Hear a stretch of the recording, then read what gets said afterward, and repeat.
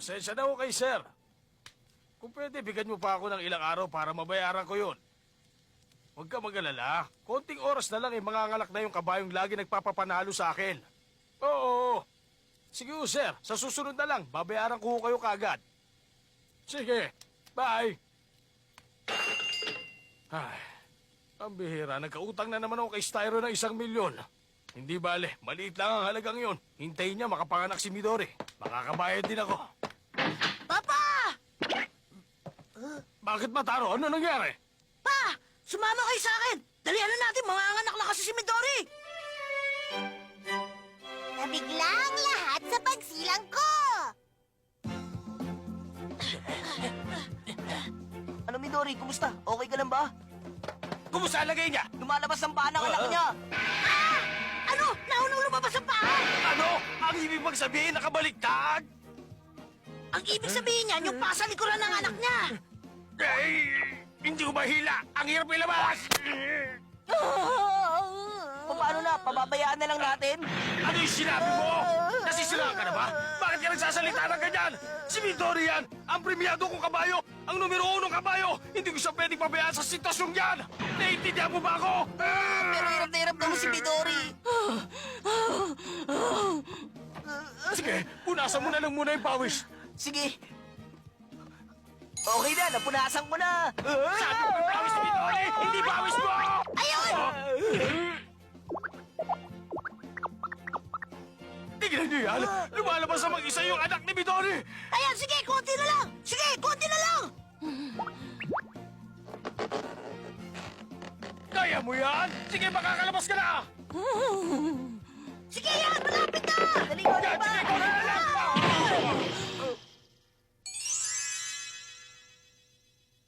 Aray! Nasaan yung anak niya? Ayun! Nandun siya! Ako ba?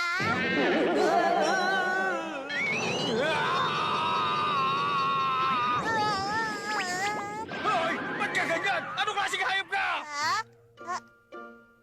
Ano ba ako? Teka, ano nga bang hayop ako? Hindi ko alam eh. Sige, babalik na lang ulit ako sa Hoy, pinagalingan ko. hindi ka pwede bumalik dyan. Ipinapakilala ko sa'yo. Ito nga pala ang papa ko. Siya ang may-ari nitong Green Meadow Farm. Yun ang tawag sa lugar na to. At ako naman ang anak niya na si Mataro. At siya naman, siya nagtatrabaho dito sa Green Meadow Farm. Halika. Tingnan mo siya. Si Midori ang mama mo. Siya ang mama ko? Ah, Dapat maging magaling at sikat na kabayo ka rin katulad ng mama mo. Malabo mangyari yan. Wala sa ganyang klase magiging ganon. Huwag niyo naman nung sabihin yan. Tsaka pareho lang naman ang balahibo ni Ogie at tsaka ni Mark ang balahibo niya. Magiging magaling din siya kabayo. Tingin ko kakaiba siya. Iba't ibang kulay lang na kabayo nanganganak ng ganyan. Oo nga no, tama ka dyan. ah, Hindi naman batik-batik ang kulay ng ama niyang si Dama. Mukhang kakaiba siya. Ha? Teka, saan galing ang burikong to? Ba't umihi ka sa akin? Ay! Oo nga, tama, siguro yun nga. Magiging maputi pa siya. Ano? Ibig sabihin isang pagbabago lang yan sa sistema ng pagiging kabayo niya? Parang tulad din pala sa puting tigre at puting leon. Ang ibig mong sabihin, magiging mahusay na pangarerang kabayo ang burikong to? Huh? ha? Ay, dyan na kayo! Natutulog na lang ako!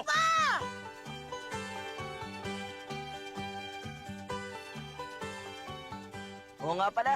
Alam nyo, sa palagay ko, kailangan na ho siguro nating ihiwalay si Midori sa puting buriko na yon. Ha? Tingin ko hindi na kailangan. Kaya na lang natin. Mama, may tatanong ako. Mama, ano yung lumilipad sa itaas?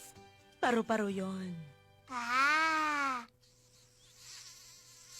Mama, yung lumilipad na yun, paro-paro rin ho ba yung tawag doon? Hindi, langaw yun. Ah, ang galing niya, Mama. Ang dami niyo pong alam. Sana pag malaki na ako, maging katulad niyo rin ako na maraming alam tungkol sa mga bagay-bagay. Siya nga pala, anak. Ano po yun, Mama? Anak, pumunta ka ron at makipaglaro muna sa mga kaibigan mo. Ha?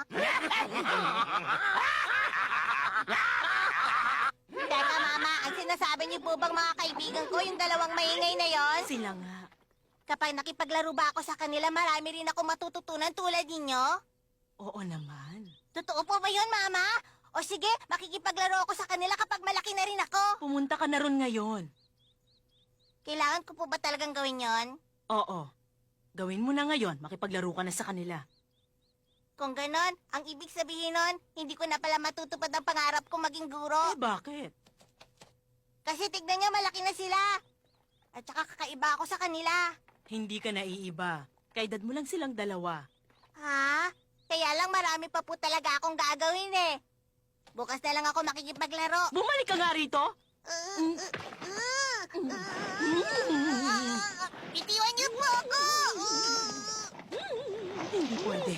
500 kilo ang timbang ko pero nahihila niya ako.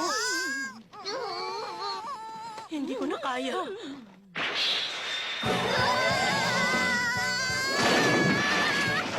Bakit niyo ako binitiwan? Ah! Napakabilis niyang tumakbo! Ang galing niya! Ang bilis! Sabi ko na kakaiba talaga ang kabayo na yun eh! Naku! Paano kaya ako titigil?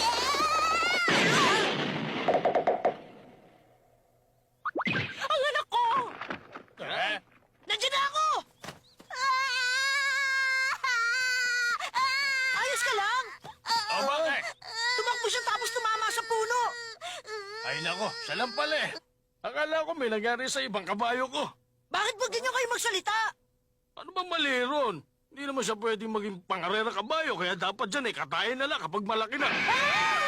Huwag niyo gagawin yun! Alam ko magaling siya kabayo! Tumigil ka. Kahit na sinong makakita sa burikong yan, sasabihin na mahina siya. Sige, ipakita mo kay Papa. Tumakbo ka! Sige anak, ipakita mo, tumakbo ka na. Ano, tatakbo na naman ako? Ayoko na ito!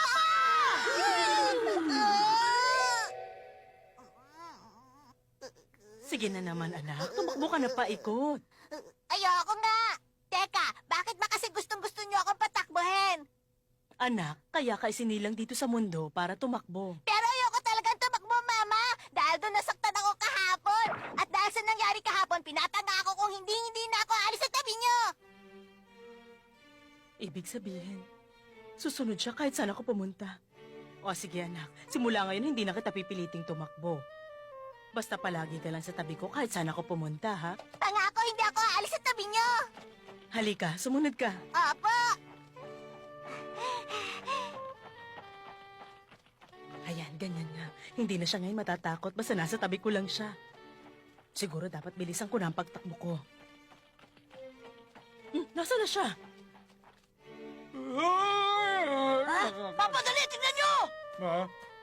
Ngayon na. Dali, sundan mo ako! Mama, hintayin mo ako! Teka, ano yun? Isang kalamidad? Ang galing niya talaga, Papa! O ikaw, dalihan mo! Tingnan mo yun nandun! Ano ba yun? Tingnan mo, may UFO! Oo, aeroplano yan. Ah! Midori! Midori!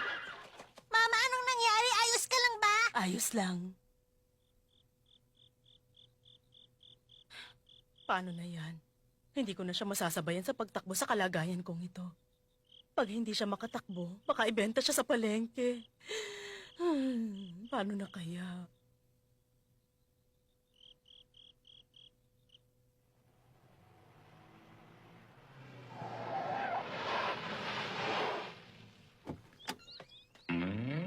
Oh, ikaw bata. Nasaan ba ang tatay?